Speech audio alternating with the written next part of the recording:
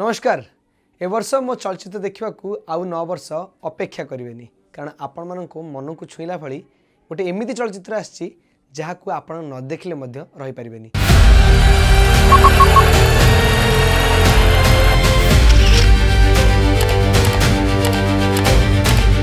कथा मु कहूनी बॉलीवुड एक्टर हर्षवर्धन कहते कारण तांकर बहुत प्रतीक्षित फिल्म एक दीवाने की दीवानियत गतकाली रिलीज हो सारी तेबे से फिल्म रे कौन एमती अच्छी जोटा कि मुझे आपन को कहवाई आसी मुझे कहवाई बाध्य होची।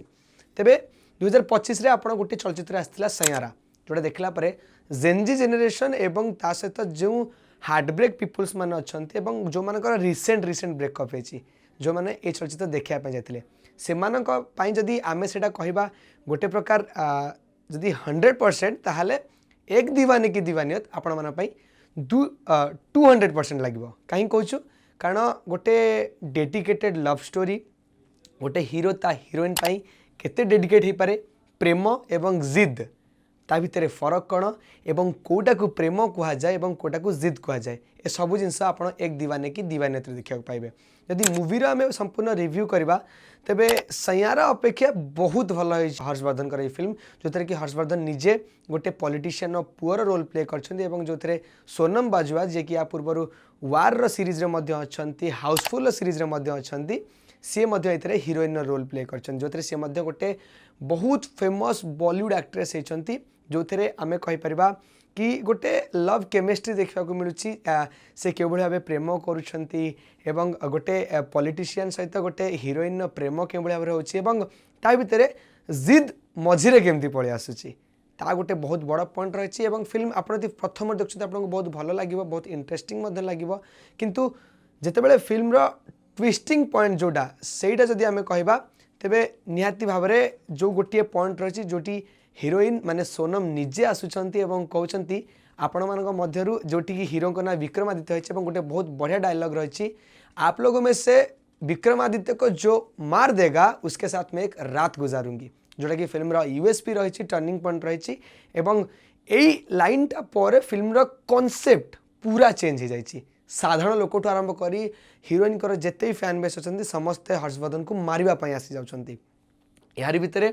सेकेंड पार्ट इंटरवल पर यदि आप देखा देखुंत ताहले गोटे बहुत बड़ रोल रही लास्ट 45 मिनिट जोड़ा फिल्म आम सबुठ गुरुत्वपूर्ण समय रही आप समय दर्शक बंधु सीट्रु उठी पारे जो निजे हर्षवर्धन निज प्रेमटा को केमती करा जाए आपण प्रेम कोटा जिद कोटा दुनिया जिते आपन को खराब कहूँ किंतु आपण आपण प्रेम प्रति डेडिकेटेड थिबे जेहेतु आपन जने प्रतिष्ठित पॉलिटिशियन आपण न करथिबा काम भी जिते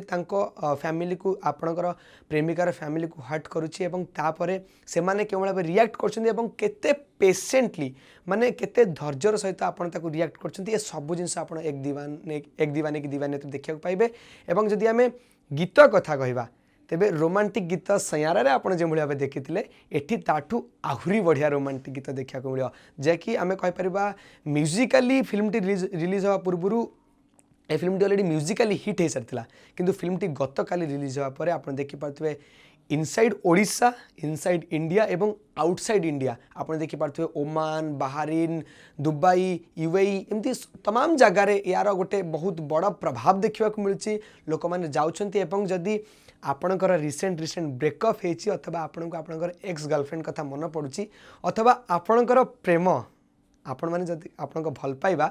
जदि जिद आउ भल पाइबा भितर आप फरक जानी पारि ना अथवा जानवर टिके लेट कर देछन्ती एवं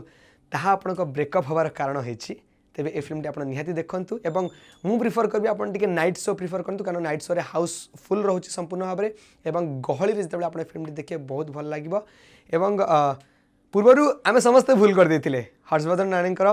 सनम तेरी कसम आसीथिला आम ताकू देखि नथिले जहाँकि गत 9 वर्ष तले 2016 रे हिट हो पार नथिला पुणी थरे रिलीज होला पर आम देखिले एवं हर्षवर्धन नानीकर गोटे वीडियो मध्ये आसी जोटी से कहउछंती कि तुम्हें मैंने लेट करनी एथरक टिके जल्दी देखी दियो एवं सनम तेरी कसम पुणी थरे री रिलीज हवा पर जो हिट होता तार गोटे प्रभाव वर्तमान एक दीवाने की दीवानियत देखा मिलूँ तेज आप जमा डेरी करतुनी फिल्म रिव्यू तो मुझे किछिटा दे देछि किंतु संपूर्ण भाव ये कहनी कारण आप फिल्म देखंतु एवं फिल्मटी केमिति लागिला एवं